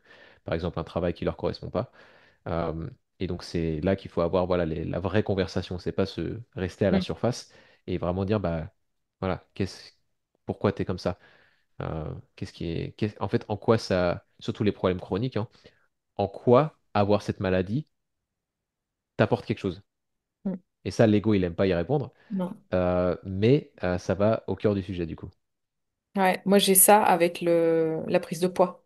Parce que moi, Mhm, c'est vraiment on va dire, le cœur du sujet que je vais traiter, hein. 90% des femmes qui me contactent, c'est pour un problème de poids. Et j'ai des mhm, personnes qui ont une identité, en fait, autour du poids et elles ont du mal, en fait, à quitter cette identité parce que non seulement le poids autour protège, crée une protection, en fait, vis-à-vis du monde mm. extérieur. Ouais, une bouée, ouais. Et il y a aussi le côté, comme ça, les hommes ne vont pas m'embêter. Oui. Donc, Surtout s'il y a un historique de c'est traumatisme ça. sexuel ou de C'est harcèlement. ça. Et souvent, j'ai eu des cas de personnes qui ont eu des problèmes dans leur enfance, d'abus sexuels, etc., et qui ont par la suite des problèmes de poids. Mhm, Mais c'est absolument. inconscient. C'est Bien inconscient. sûr. Et si tu débloques pas ça, ben la personne, elle n'arrivera jamais, en fait, Mm, à solutionner son problème de poids. absolument. Tu vois, on parle Absolument. d'identité, mais c'est vraiment ça, hein. Mm, Il y a certaines pathologies, douleurs ou problèmes de poids qui font partie d'une identité qu'il faut qu'on solutionne ou qu'on détruise, en fait. ouais. Mm. Ouais. Et donc là, on a pu aller dans un peu plus l'ésotérique. Ouais. Mais au moins, on le justifie. Euh, mais non, c'est vraiment. Voilà, ces questions ont le mérite d'être posées, ces sujets ont le mérite d'être traités. Parce que, voilà, tout n'est pas qu'une question de physique. On sait bien que tous les. Et toi, tu dois bien le savoir, Céline, hein, tous les médicaments sont testés face au placebo. Mm. Hein. Pourquoi? Parce qu'on sait très bien que l'effet placebo, c'est-à-dire ce à quoi je m'attends mentalement, va impacter l'effet d'une substance que j'ingère ou Mm. d'une action que j'entreprends. Donc c'est pas comme si ces choses étaient mystérieuses, voilà, Ah non, ça non, le sortait de mon mental, chapeau. Donc, ça joue énormément, hein. donc voilà. Mais en fait, ça apporte une dimension beaucoup plus riche, je trouve, et beaucoup plus intéressante à l'expérience humaine, en fait. Ouais. Euh, Donc là, par rapport à toi et à tout ce que tu fais, est-ce que tu peux nous faire un petit récapitulatif de tout ce que tu proposes en fait au niveau de tes consultations, comment on peut te trouver, et aussi tu donnes des cours de Qigong aussi, je crois, hein. Mhm. Ouais. Et je fais de temps en temps des conférences comme celle que tu as pu voir sur YouTube, que Ouais, j'ai faite à Nice l'année elle dernière. était trop bien celle-là. Je te remercie. C'est la seule conférence que j'ai faite sur le sujet du mal de dos, mais c'est vrai que Ah j'ai mais elle beaucoup était aimé la hyper faire. complète, hein. Ouais, je te remercie, j'apprécie le compliment. J'ai beaucoup aimé la mettre la créer. Le problème, c'est que c'est pas le genre de conférence, c'est pas le genre de sujet qui attire beaucoup de monde en fait. Ah ouais. Euh, et aujourd'hui, en fait, je dois trouver un petit peu des sujets qui sont un peu aguicheurs et ensuite planter ma graine. Avant de répondre à ta question, si je peux me permettre, juste faire une petite liste des choses que concrètement les gens peuvent Ah faire oui, s'ils ont mal au dos aujourd'hui. oui, c'est bien de faire Euh, un récap. ouais. Donc, je pense que la première chose à faire, c'est rappelez-vous que si vous avez mal, c'est votre corps, il travaille pour vous. Votre corps, il cherche juste à survivre, il cherche juste à vous dire, il y a quelque chose qui va pas, il faut que tu regardes de plus près. Il n'est pas là pour vous punir. Ça, c'est numéro un. Numéro 2, euh, tout ce que Céline enseigne sur l'alimentation, la santé digestive, tout ça, ça va être important, ça va jouer. Pareil pour tout ce qui est l'aspect hormonal, ça va aussi jouer chez les femmes en particulier. Bon, on va pas aller dans les détails, ça serait peut-être l'objet d'un autre Mm. épisode, qui sait, mais je voulais juste le mentionner parce que ça peut jouer. Ensuite, concrètement, si vous tentez de faire des étirements, ce que je vous invite à faire, n'étirez que les muscles qui sont raides. Et les autres, laissez-les tranquilles, de manière générale. Même si c'est raide que d'un côté, par exemple à gauche et pas à droite. Comme ça a été le cas pour Céline au niveau de ses quadriceps et surtout de son carré des lombes, je Mm. m'en souviens. Euh, donc ça, c'est la première chose, c'est si vous envisagez les étirements, plutôt le soir, a priori, et voilà, uniquement l'aspect raide et vraiment respirer tranquillement et essayer de tisser une relation d'écoute avec le corps. C'est cliché, mais ça marche vraiment. C'est plutôt que de vous débarrasser de la douleur, étirez là où c'est raide et dites-vous qu'est-ce que tu cherches à me dire. Et parfois, en fait, c'est suffisant pour avoir des réponses, pour avoir l'intuition qui nous parle. Pour ce qui est des exercices plus de renforcement, je vais envoyer à Céline deux exercices qui sont sur ma chaîne YouTube, disponibles librement. Ce sont des exercices, en particulier un, qui sont absolument sans risque. Donc il y en a un pour le multifeed, que je t'ai donné aussi Céline, et un pour les abdos du bas. Les deux sont faciles à pratiquer. Ils sont faciles à suivre. Ils sont sur ma chaîne YouTube. Je les envoie à Céline pour qu'elle les mette dans la description. Mm. Ça, c'est deux exercices. Vous pouvez les pratiquer. Celui pour le multifeed, quasiment tout le monde en a besoin parce que personne ne le travaille et il est souvent faible et il est absolument sans risque. Donc essayez et voyez si ça vous soulage. Celui pour les abdos du bas, il peut aussi bénéficier à un grand nombre de personnes et il peut soulager. J'ai même des commentaires sous cette vidéo qui me disent j'ai fait ça, j'ai plus mal. Donc c'est un bon point de départ et au moins vous aurez quelque chose de concret à faire. Euh, voilà, c'est à ça que je pense. Et évidemment, s'il y a des mouvements que vous faites qui vous font mal, évitez autant que possible. Et si par exemple vous avez mal au dos quand vous vous penchez pour ramasser quelque chose, pensez à rentrer le ventre avant de vous pencher. Et gardez le ventre rentré jusqu'à ce que vous soyez de nouveau en position droite. Parce que le fait de rentrer le ventre, ça va activer le muscle abdominal transverse qui a un effet stabilisateur sur les lombaires et sur le bassin. Donc voilà, ça c'est vraiment les bases des bases. Je crois que j'en parle d'ailleurs dans ma conférence.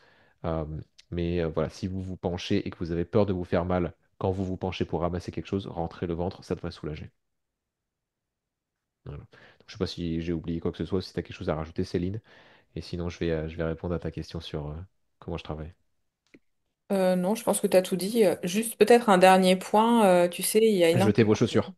Ouais. Faites Jetez vos attention chaussures. à vos Ouais, chaussures. Avant de les jeter, regardez ouais. les chaussures. Euh, Tu sais, il y a beaucoup de thérapeutes quand les personnes vont consulter qui vont dire de totalement arrêter le sport. Hmm. Et il y a beaucoup de personnes qui me disent, mais en fait, je sais plus quoi faire parce qu'on me dit d'arrêter. Et il y en a Oui. plein qui disent aussi l'inverse. Non, n'arrêtez surtout pas de faire du sport. Ok. C'est une bonne question et je crois que même on a eu cette conversation tous les deux. Euh, donc ça va dépendre vraiment de la sévérité. Donc je vais prendre un cas absolument extrême, mais ça va illustrer mon raisonnement. Euh, bah, si je viens de me faire une hernie discale absolument grave et que je sors de la table d'opération, je vais devoir peut-être un peu réduire le sport temporairement. Mais déjà, je vais faire la distinction entre sport et mouvement. C'est-à-dire que le corps a besoin de mouvement. Et idéalement, on bouge tous les jours, et idéalement des mouvements qui nous font pas mal. Néanmoins, le corps a aussi besoin, enfin, je vais nuancer un peu. Le corps a besoin de mouvement. Le sport, c'est pas nécessairement un besoin, mais ça a énormément de bienfaits et ça peut potentiellement vraiment accélérer la récupération. Et suivant nos habitudes du quotidien, suivant nos passions, suivant notre travail, etc., on peut avoir besoin de travailler certaines capacités physiques dans la salle de sport, par exemple. Et ce que j'ai vu assez souvent, c'est une personne à qui on dit, bah, par exemple, plus jamais de soulever de terre parce que ça te fait mal au dos. Mais du coup, le jour où la personne elle prend l'avion, elle doit soulever sa valise et la ranger en cabine, ou si le jour cette personne elle doit prendre une panière à linge pour ranger le linge, elle fait comment? Donc, il y a une règle un petit peu basique, c'est si je ne suis pas capable de faire un mouvement sans me faire mal, bah, je dois apprendre à faire ce mouvement. C'est absolument essentiel parce que c'est des mouvements de la vie de tous les jours. Donc, si on peut faire des mouvements sans se faire mal, on continue. Ça y est, évidemment. S'il y a des mouvements qui nous font potentiellement un peu mal, on veut savoir si est-ce que je le fais mal ou bien. Donc ça demande potentiellement l'intervention d'un spécialiste, de quelqu'un qui sait ce qu'il fait. Ou si il faut que j'évite temporairement le mouvement pour permettre à, par exemple, un tendon en cas de tendinite de guérir. Mais ça ne veut pas dire j'arrête de bouger complètement. C'est je bouge autour. Hein. On appelle ça, comment ça s'appelle? Entourer le dragon. C'est une expression. Le fait d'entourer le dragon, c'est si par exemple j'ai mal à une articulation, disons le, le coude, bah, je peux travailler les avant-bras, je peux travailler le biceps, le triceps, donc tous les muscles autour, sans solliciter l'articulation, ou le moins possible, et ça va faciliter la guérison en fait. Ça va renforcer tout ce qu'il y a autour et ça va faciliter la guérison. Donc c'est un peu du cas par cas, mais pour moi, il faut continuer de bouger. Sauf si on est vraiment dans une douleur complètement incapacitante. Ok. Voilà, comme ça va répondre, je pense, à certaines personnes qui me posent toujours cette question. Hmm. Ouais. Puis ensuite, tu vois, tu parlais de lymphe tout à l'heure. Si on bouge pas, la lymphe elle va stagner et la lymphe c'est un agrégat des déchets cellulaires et du coup on va avoir tendance à ralentir toute la fonction de tous les émonctoires. Donc le foie, il y a tout qui va stagner, on va guérir moins vite, ça va un peu s'encrasser, tout ça. C'est un peu des expressions qui sont très mécaniques, très objets, mais c'est un peu ce qui se passe. Et on veut toujours être dans le mouvement, sous réserve que ça nous fasse pas mal, parce que ça fait du bien mentalement et ça facilite la guérison. Et même des fois, c'est indispensable. Ça permet aussi de maintenir l'hydratation des articulations. Enfin, ça permet vraiment plein de choses. Donc, souvent, c'est mon impression. Je veux pas trop généraliser, mais j'ai l'impression que souvent, quand euh, quand quelqu'un, un client ou un patient reçoit la recommandation ne fais plus de sport, c'est parce que la personne qui donne cette recommandation ne veut pas prendre la responsabilité de dire si tu fais du sport, tu vas te blesser. Enfin, tu risques de te blesser. Mm. C'est plus pour ça, selon moi, que pour refléter la situation du patient. Pour moi, c'est plutôt ça. Mm. Ok. Donc, bon, je pense qu'on a fait le tour de tout ça. Je pense qu'on est pas mal. Ouais. Je pense qu'on est pas Ouais. mal. Ouais, ouais. Donc là, tu peux du coup nous dire un petit peu comment te Mhm. trouver, ce que tu fais, Ouais. où, comment. Yes. Donc, où me trouver? Euh, Principalement sur Instagram et sur YouTube. Donc, je vais mettre, de toute façon, je vais envoyer deux vidéos à Céline qui seront en description, donc vous tomberez sur ma chaîne YouTube. Sur Instagram, vous pouvez me trouver aussi. Je peux t'envoyer mon compte Instagram, comme ça tu peux le mettre dans la description. Mais Ouais, je c'est vais le mettre. robin.malmasson, Malma2son. En termes de les consultations, la majorité de mon travail se fait en ligne parce que la plupart des gens, ils sont pas à côté de chez moi. Et la plupart des problèmes peuvent se faire en ligne. Comme je disais tout à l'heure, tout ce qui est fatigue chronique, hormonale, digestif, psychologique, anxiété, etc. Ça, je peux le faire en ligne. La seule chose que je dois faire en présentiel, c'est tout ce qui est plus mal de genoux, mal de dos, etc. Bien que, comme on a fait allusion aujourd'hui, il y a des choses qu'on peut faire à distance et on peut tenter de trouver un soulagement. Pour ce qui est des consultations en présentiel, je suis effectivement sur la Côte d'Azur, à côté de Nice. Donc si vous êtes dans la région, faites-moi signe. J'ai un cabinet où je peux recevoir. Sinon, la prise de rendez-vous, bah, ça se fait, vous me contactez, puis on peut arranger ça en ligne à tout moment. Et pour ceux qui sont dans la région, effectivement, je donne régulièrement des cours de Qigong sur la plage de Saint-Laurent-du-Var. Et j'organise de temps en temps aussi des ateliers, je vais en faire de plus en plus, et des conférences. Et là, je suis en train de travailler sur une formation qui sera disponible en ligne sur le système nerveux pour apprendre à réguler ses émotions, à réguler le système nerveux de manière durable, hein, c'est important, en travaillant aussi sur ses croyances limitantes, sur son identité, etc. Et tes cours, c'est quel jour? C'est un dimanche sur deux. Et c'est le dimanche en général à 10h, 10h30, quelque chose comme ça. Ça dépend de la saison. D'accord. L'hiver, tu donnes moins de cours, non? Ça te... J'en donne encore en hiver, sauf quand il pleut. Ouais, Mais en général, quand c'est l'hiver, j'attends 10h30 que ça chauffe un peu ouais. et on se couvre un peu. Mais ça fait deux hivers que je le fais et ça se passe très bien. On habite dans le sud, on a Ouais, on cette a des chance. belles journées encore, hein, même en Ouais, hiver. ouais, tout à fait. Ok. Bon, ben nickel. Je pense que on a fait le tour de tout ce qu'on voulait voir aujourd'hui.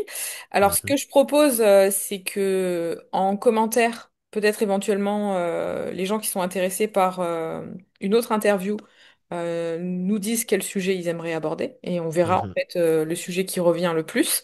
Et on pourra aborder ça sur une prochaine interview. Qu'est-ce que t'en penses? Ah, ça serait super.